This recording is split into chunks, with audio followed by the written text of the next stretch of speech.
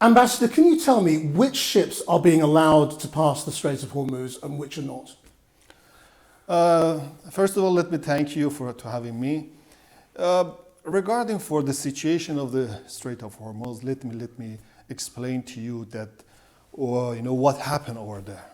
First of all, that we need to, discuss about the root causes of this crisis in our region. The root causes are the one act of criminal activities, act of aggression against the Iranian people, against the Iranian territory made by United States and Israeli regime. Before that, we do not have any problem in our region regarding everything.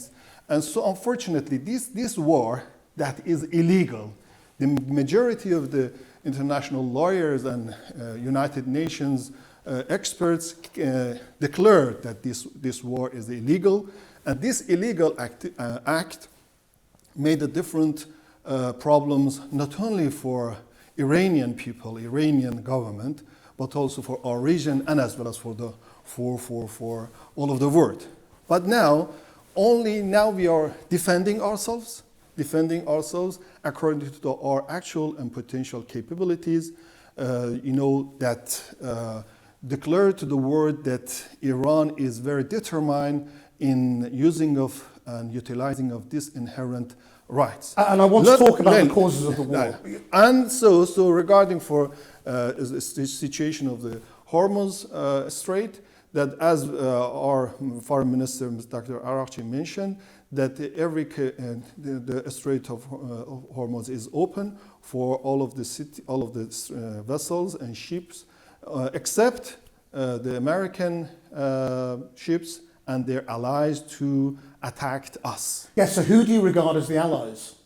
You can see that every country that wants to help the aggressors, giving the different military bases or intelligence logistics. So all the Gulf states. No. Regarding for the Persian Gulf states,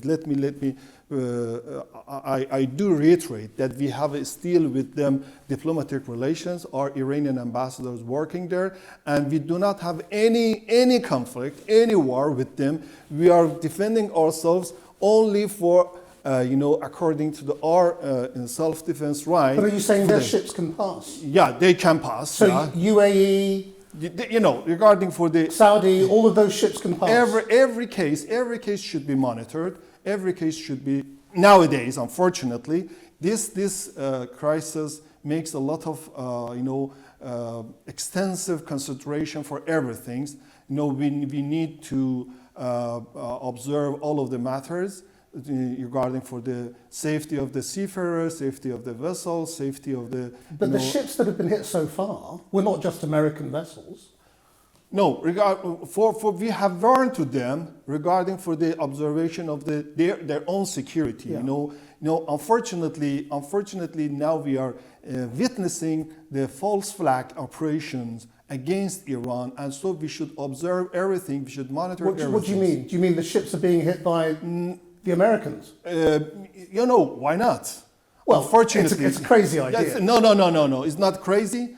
Unfortunately, now we have realized that the false flag operation during this crisis has been doing, and so it is very, very important for us to be vigilant and careful for everything. Do you have any evidence of false flag? Yeah. Regarding for you see attack to the UK military base in Cyprus. You see that we realized that this is a one false flag. Well, you're denying that was an Iranian drone? Yeah, we declared that we do not attack to the Cyprus, But if it was a Shahid drone, then no. Who else sent it? Okay, this is another problem in our region, that, United States produced, some drones very like to the Iranian Shahid drone.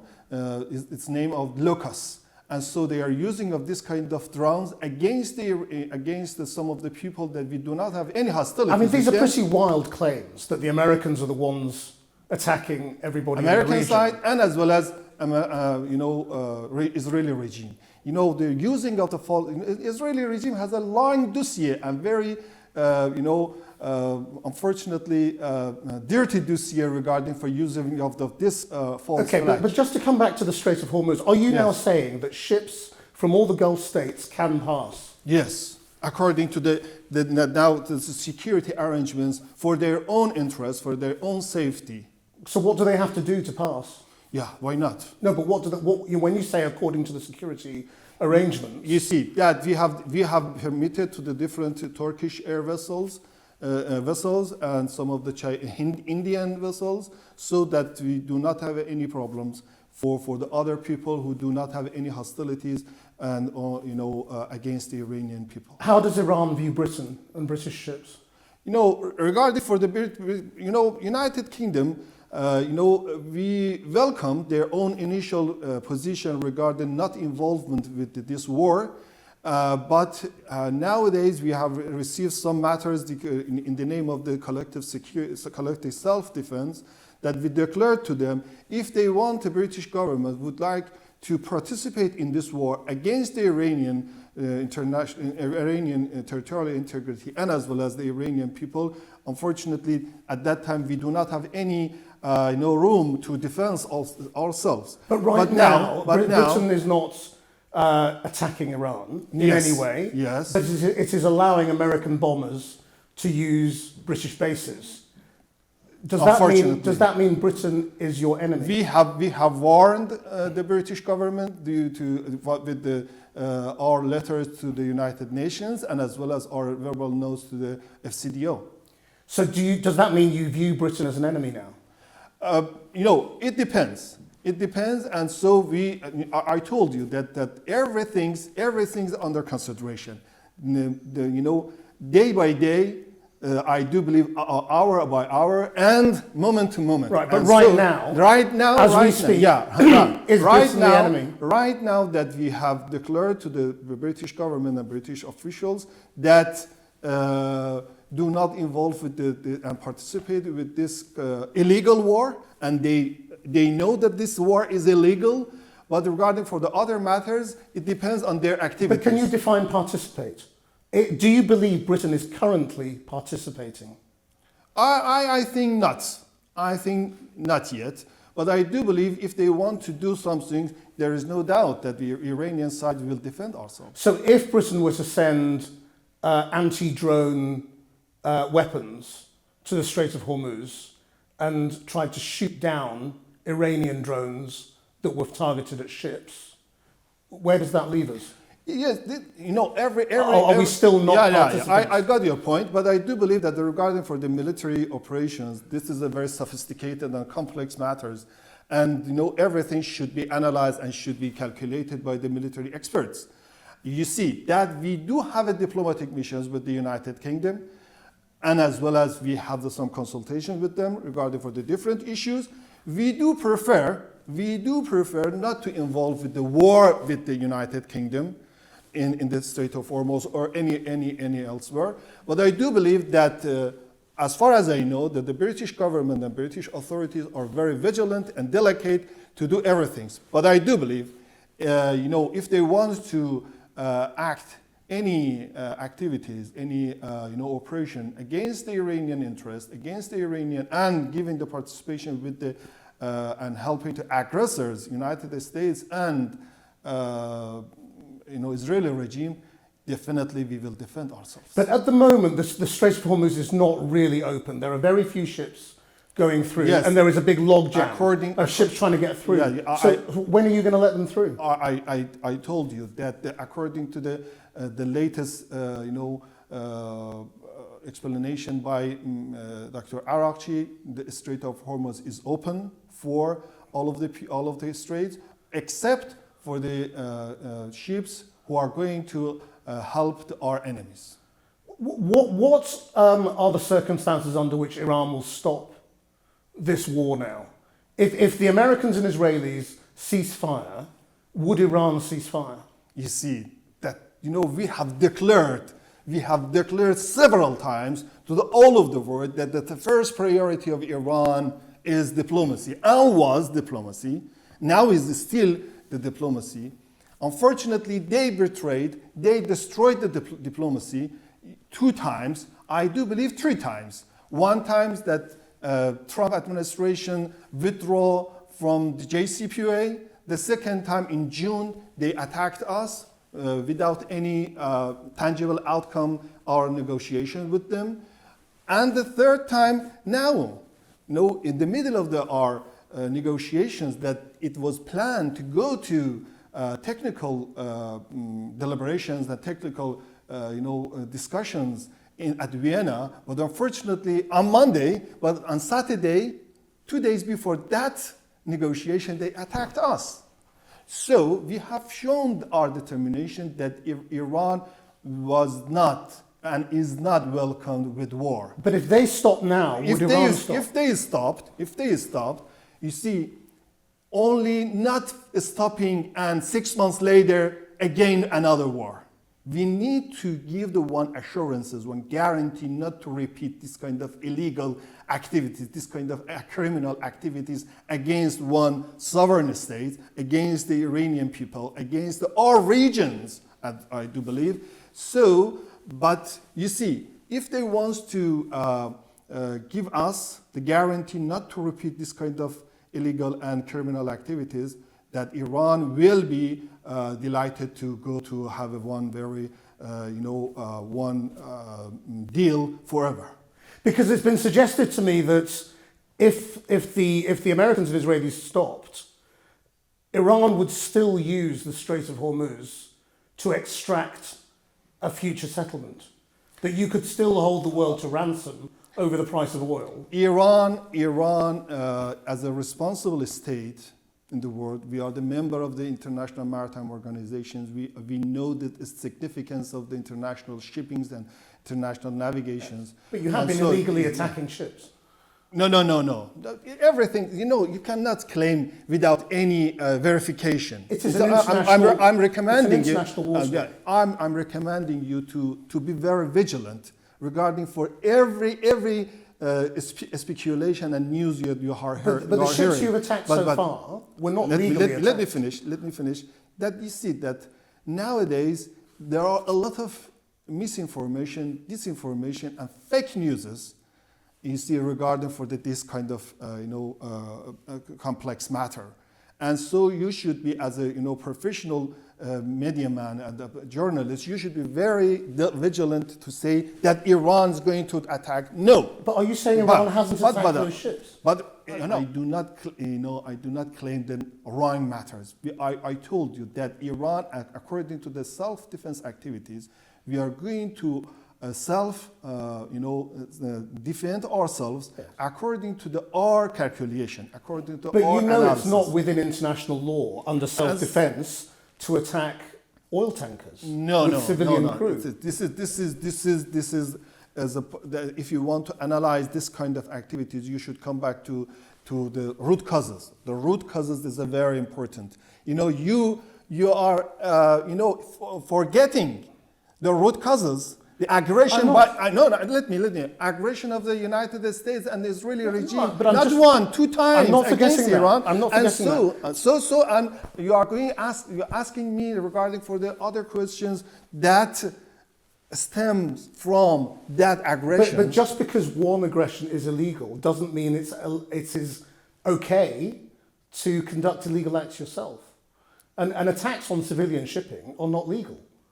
We have declared to the United Nations, we have declared to our neighbors in the Persian Gulf region that if they want to attack us for a second time before the war, military bases, properties, assets, everything belongs to our enemies. United States and Israeli regime should be the legitimate targets according to the self-defense of Iran.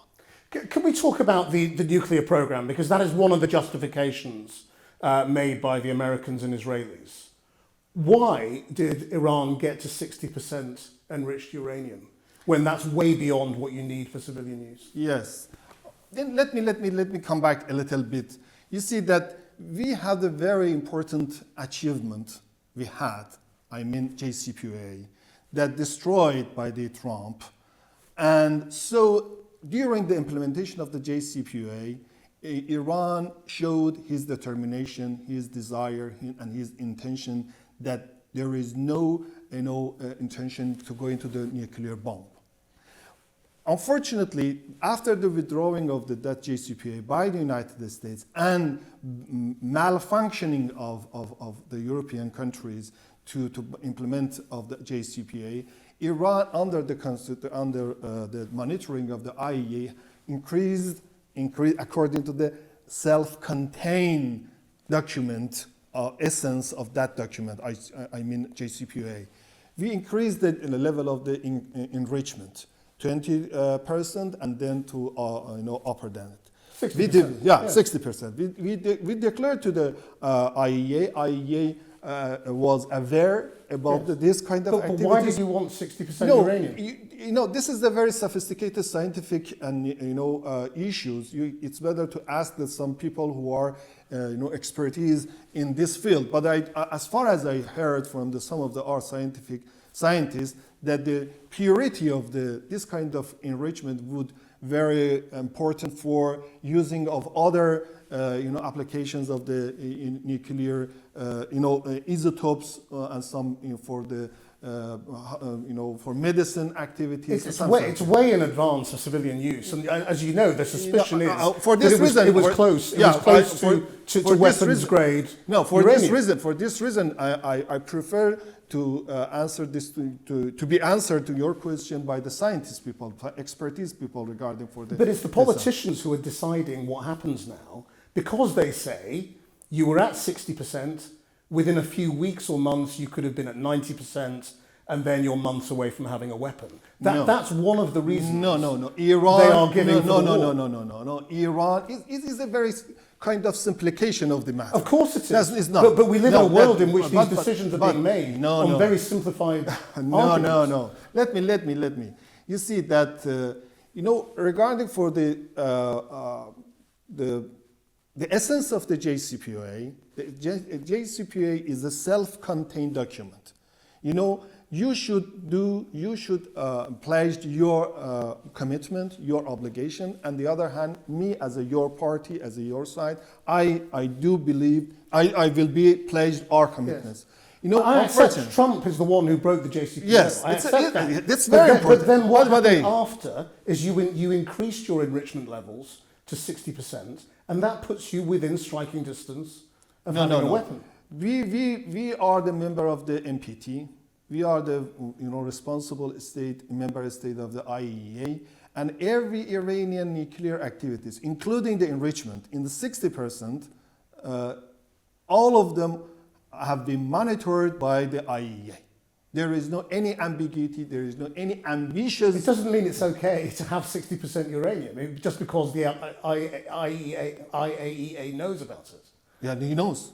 All of them, Mr. Grossi knows regarding for all of our enrichment activities. But they also say you don't need 60% uranium for civilian power. No. Or any other use. For every technical matters and the sophisticated nuclear issues, I prefer to ask this question from the experts. Where is it now? I don't know. To be honest, I don't know. Because the suggestion at the weekend was that it had been buried under the rubble. Do you believe that? I told you, I don't know. I don't know. You can ask the American people that, President Trump mentioned that they destroyed completely. You can ask them. But as far as you know, the Iranian government doesn't have control of those stocks anymore. Is that what you're saying? No. Me personally, as a I'm not asking you for the location. Yeah. I'm saying, do you have control of those stocks? Definitely. Iranian government has their very important and very, significant organization for the atomic energy, and they know their functions very well. Because Mr. Araghchi, the foreign minister, suggested it was buried under the rubble at the weekend. Maybe. I don't know. I have no idea. Do you regard that as part of a future negotiation? You see that we were in the negotiation. We were middle of the negotiation, including the enrichment activities. But after this war, the second war, you see that every trust, every confidence destroyed. Now you're asking us to go coming back to negotiation, in which that the significant element of the diplomacy is mutual trust, mutual confidence, and so one side, in two times, betrayed and destroyed the trust and confidence during the negotiations. And so how can we trust them again coming back to the negotiation? Although that our priority still is diplomacy. What about your future relationship with the Gulf states then? Are you saying that they need to change their relationship with the United States and get rid of those bases? No. Or are you going to carry on sending drones their way, attacking civilian infrastructure? No. For the diplomatic relations with our neighbors, with any country, it depends on for their wills, for their decisions. We are telling to you, I'm telling to you that now every activity is according to the self-defense of the Iranian side has been only for in this realization of this right. We do not have any hostility with our neighbors. We still keep our relations, and now we have a relations. But you're hitting their airports, their oil installations, their civilian buildings. Yeah, regarding everything's regarding for our activities against the military bases, any properties, any assets. But it's also hitting civilian infrastructure, isn't it? It's hit the airports. We declared to them. It's hit oil fires. No. We declared to them every Iranian defensive activities based on to attacking our enemies' properties, our enemies' military bases. But they don't all believe you, though, do they? No. Unfortunately, you can ask this question from the United States. Unfortunately, made this crisis for all of us. I know, but the United Arab Emirates and Saudi Arabia don't believe that you're only targeting US bases. No. They say you're also hitting us, which you are. No. It is very significant matters.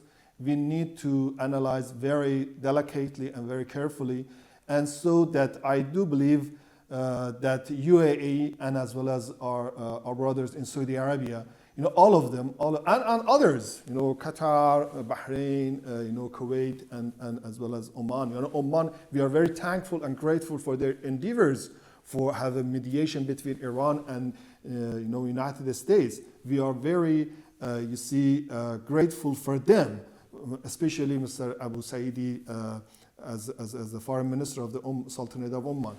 However, that every matters, every Iranian activities within the self-defense right should be only against our enemies, not the people or government of our neighbors. What will happen if the United States bombs the oil terminal at Hog Island? Yes, this is one of the very dangerous activities. We do recommend to the United States to refrain this kind of activities against the Iranian infrastructure. But would you escalate your attacks on the Gulf if they attack your main oil terminal? We will defend ourselves. The quality and quantity of this kind of activities, you can ask our Iranian armed forces. You see, a lot of people, I think, don't really understand the level of the Iranian response so far. They think, well, maybe you don't have very much in terms of weaponry because you're not hitting very much. It depends. In the Gulf. Are you saying you actually have lots more weaponry that you can deploy and that you can escalate if the Americans also escalate? You see that we are all defensive activities by now are proportionate. We have very wise and as well as delicate and careful consideration for everything. As far as I listen from our armed forces, and so they know regarding for the proportionate the self-defense activities. And so there is much more weaponry at your disposal. Is that what you're saying?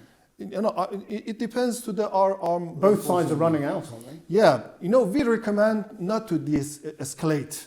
We do recommend not to escalate and deteriorate the war crisis in our region against the Iranian people and Iranian territorial integrity. This is the first recommendation to the American side. But if they want to attack us, there is no any doubt that we will defend ourselves. Now, Iranians themselves, we don't know what people think, in truth, because there is no freedom of expression in Iran at the moment. I mean, why is the internet cut off for a start to ordinary people? Why is communication so difficult with ordinary Iranians? Okay, you mentioned some things regarding for the freedom of expression. Let me. I do recommend you to. I hope in the future travel to Iran. I have been. And, and so see directly the Iranian society. This is unfortunately that we are witnessing some of the people, living outside of the Iran and making a propaganda against the Iranian people. If you go to the inside of Iran, you can witness one solidarity and unity inside of the Iranian society. Although that. Iranian people has their own problems regarding the economic matters due to the sanctions, due to the unlawful sanctions against Iranian people and Iranian government. But if you travel to Iran, you can see very strong unity and solidarity against the aggression, against the unlawful aggression against. Well, we have to take your word for it at the moment because we want to go and we're hoping to get our visas. And then we'll go and talk. But the last definitely we follow up. But the last time I went to Iran, I spoke to people who supported the government and people who didn't as well. So I mean, there is definite division in Iran. Yeah, Iranian society, like every society, has their people has their own. Political point of views and ideas. Yes. You see that some of the people are criticizing the government, some of the people are supporting the government. The majority of the people, especially nowadays, after the aggression and invasion by the foreign power against Iran, now we are witnessing the very important, strong, unity among the people. Although if they have some complaints, if they have some criticism against towards the economic activities of the government, but now they are insisting to preserve and maintain Iranian territorial integrity, Iranian dignity, Iranian national sovereignty. But do you now think it was a mistake for the security forces to kill so many protesters earlier this year? Because it has made the outside world think you are a repressive regime who murders people on the street. You see, regarding for the January developments in Iran, we need to again. It is my professional recommendation.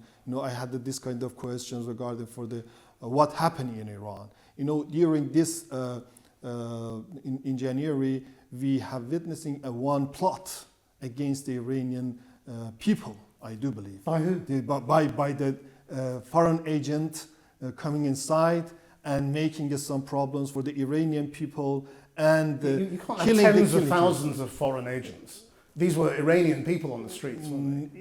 You see it's not a simple matter. During the after the Islamic Revolution in Iran, we have experienced several plots against the Iranian people, against the Iranian government. We do believe that for everything we need to be very vigilant and careful how to judge the circumstances and condition of Iran. But in Iranian government, you see that has a very flexibility regarding for at the first period of first steps of the protesters in Iran, And at that time, we do not have any problem.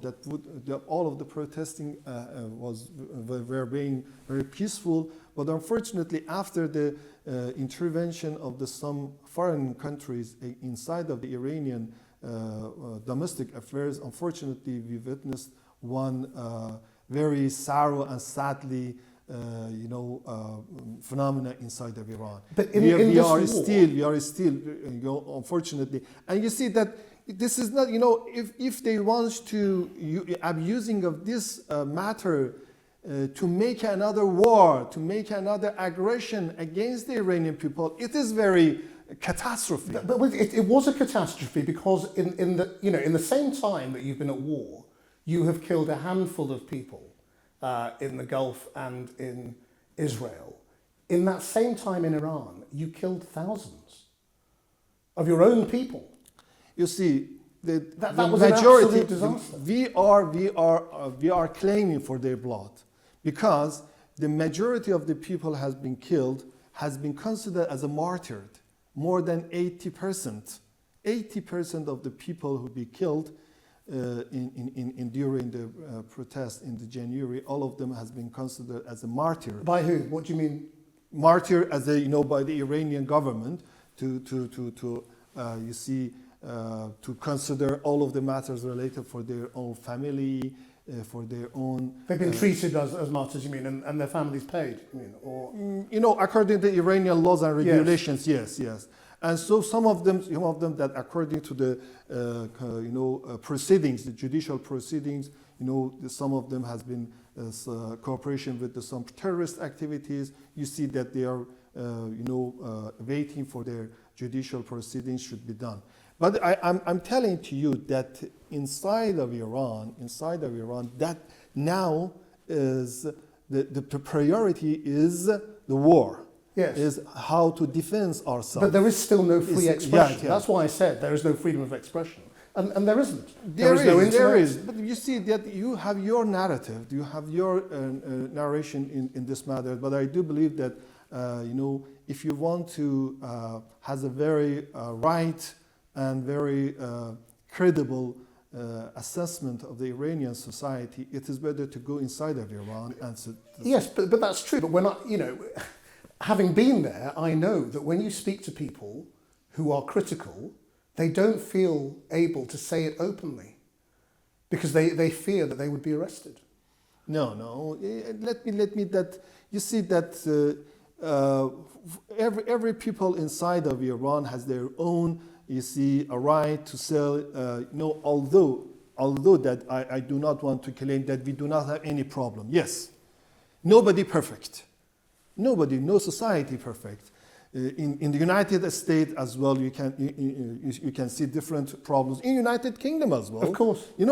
And so in the Iranian society has their own problems regarding for the different issues. But I do believe the majority, the common language, the common sense of the Iranian society is for the defending of their own territorial integrity, their own dignity, and as well as for the national sovereignty. It is the first priority because two nuclear powers attacked us, and so we are defending according to our actual and potential capabilities. Can you explain, though, as well, how decisions are being made? Because, as we understood initially, after the attack from the Americans and Israelis, Iranian military commanders were taking decisions by themselves, as planned by the Ayatollah. Is decision-making still decentralized, or is it now being taken by the supreme leader? To be honest, I do not have any idea for this matter because this is the military issues, and so the essence of military issues, there is one secrecy inside of it, and so that I can't tell to you the details of this because I don't know.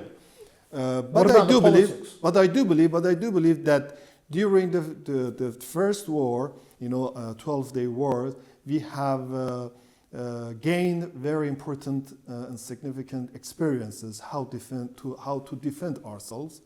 And so, regarding for the centralized, commander or decentralized commander, it depends for our, the flexibility of our armed forces for their, functioning properly. And so, I do believe that there is no doubt, according to the Iranian constitution, supreme leader is the chief commander of the armed forces. And now we have the new supreme leader, and he's functioning his role properly, inshallah. Is he? I mean, Donald Trump says he may be dead or very badly injured. Mr. Trump, day by day, hour by hour, making a lot of claims. And so do you want to trust him? Why haven't we seen the new supreme leader? He hasn't appeared on camera. To be honest, I don't know exactly, but I do believe that the security arrangement is very important for his safety, and so that. But I do believe that you see, as far as I know, the security arrangement is a very important factor. Mr. Larijani, the security chief, has just said on social media that there are reports of some sort of plot to mount a big terrorist attack, perhaps in America, to blame on Iran. Do you know what this is based on? I don't know. You see, regarding for, only for my analysis, we are witnessing different false flag operation during the war. And again, maybe another false flag inside of the United States. Why not? And so they are using everything for their own interest. They are dealer, they are businessmen, and so they can do anything for their own interest, not for the American people interest. Israel is escalating the war in Lebanon. Are you still supplying Hezbollah? Hezbollah is defending ourselves because during the, after the ceasefire deal between Lebanon and Israel, Israel more than 1,000 times, breached this ceasefire deal, and I do believe that the Hezbollah is now is defending his Lebanese. But what is Iran's involvement in that? We are involved in our war. We are very busy. But you've always been involved in Hezbollah, Hamas, the Houthis as well. Are you still? Still what? Are you still involved in supporting those groups? You see, this kind of groups, they are working for their own, activities, for their own destiny, for their own, right of self-determination, for, fighting with the foreign occupiers or aggressors. Yes. And so, regarding for this matter, that we are very busy for management of all, our defensive activities against the two aggressors. But you support them in principle, don't you? Support what? All of those groups and their aspirations. Every people who want to support the Iranian people, definitely we will support them. Because two aggressors, United States and Israeli regime, made the invasion against Iran, and so they want to help us if they want. Now, but I believe Hezbollah is defending its own self, not for the Iranian side. Do you believe peace is possible? But you see, I'm asking this question from you. Why don't you want to come back to the root causes? Why don't you want to condemn United States and Israeli regime for this criminal activity? It's not for me as a journalist to condemn anyone. I'm asking you as a part of the public opinion of the United Kingdom. I'm asking this question. Yeah, but I don't give my opinion. The British government's position is that this was not a legal underpinning. But there is no any condemnation from the British government. Well, it's a very important, and we asked the British government about that. This is very important because you as a media, you should update and you should raise the And we public do. awareness, And we do. public awareness, I'm sorry, public awareness of your public, of your people, of the British people regarding the root causes of this crisis. Yes, no, we do. This is the aggression and invasion by the American side and the Israeli regime. I think the you legality, do not want to condemn them. I think the legality of the attack is very well understood in Britain. Illegality. Actually, yes, the fact that the initial attack was not supported by international law is well understood by many people in this country. But I'm here to interview you about Iran's position, obviously, not to talk about that. Do you believe peace with Israel is possible? You see that regarding for these issues, you need to come back to the history. This is very important. You ask this question from the different people who are working in academic centers and universities.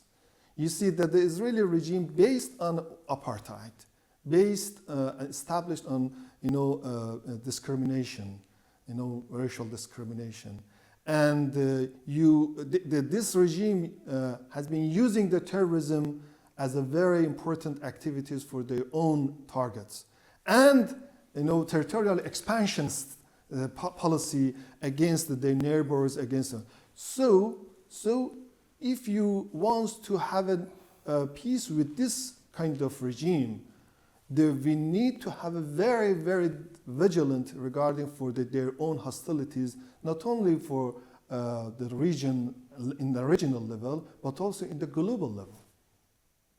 Do you think it's possible? You see, if they want to, Israeli regime wants to recognize the Palestinian people rights for their settlements, for their, as a inherent residence of the occupied territories, and according to the Iranian initiative to holding one public and fair referendum in the Palestinian territory, and establishing one pure government within different people, Muslims, Christians, and as well as Jewish people.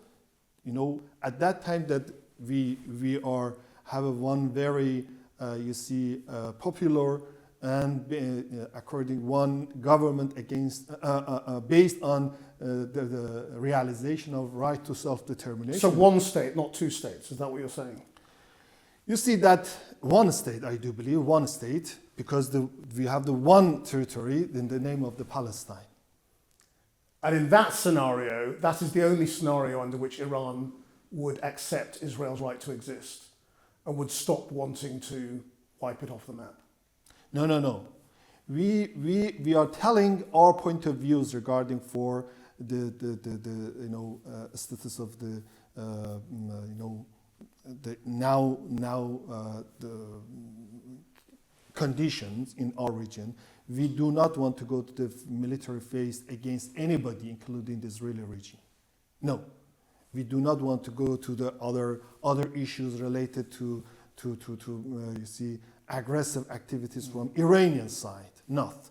Iranian people during the more than 300 years, we do not have any invasion and aggression against anybody, any country, any region. And so I do believe that at that time that it depends for Palestinian people, I told you, including the Jewish people, Muslims and Christians, they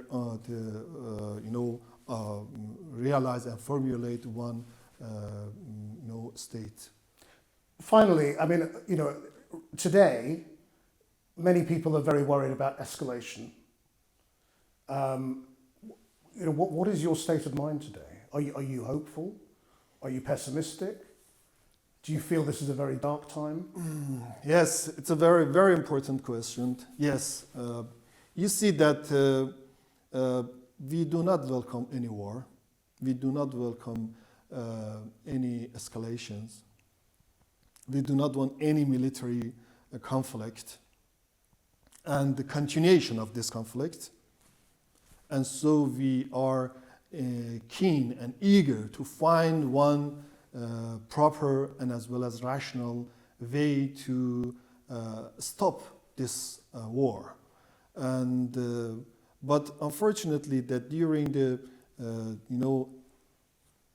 two wars against us, we need to find one mutual trust, mutual confidence, not to repeat this kind of hostilities against the Iranian people. You see that Iranian people now is trying to make one deterrence, to prevent any other war against the Iranian people. You see that, today, for example, the United States and Israeli regime declared the ceasefire. Is there any guarantee not to repeat the war against Iran 6 months later? Okay, what's your solution? What's your guarantee for not to repeat this kind of hostilities and this kind of aggressions against Iranian people and Iranian territorial integrity? But I do believe after this war is very, very bad phenomena, ugly phenomena. War is absolute evil. But we need to find one guarantee not to repeat this kind of evil in our region and against the Iranian people. Do you fear it could grow much, much bigger into a world war? Are Russia and China helping you? I hope not. I hope not. But now Iran is defending. Iran is defending its territorial integrity, national dignity, national sovereignty, and we are using our, I told you, actual and potential capabilities in this context. And are you getting any help from Russia? With Russia, we have a very, long history of the relations with Russia, and so in different fields. And in different fields, we have a very important cooperations. And so we do believe that Russia has a very important and significant role in this context. Ambassador, thank you very much. You're welcome.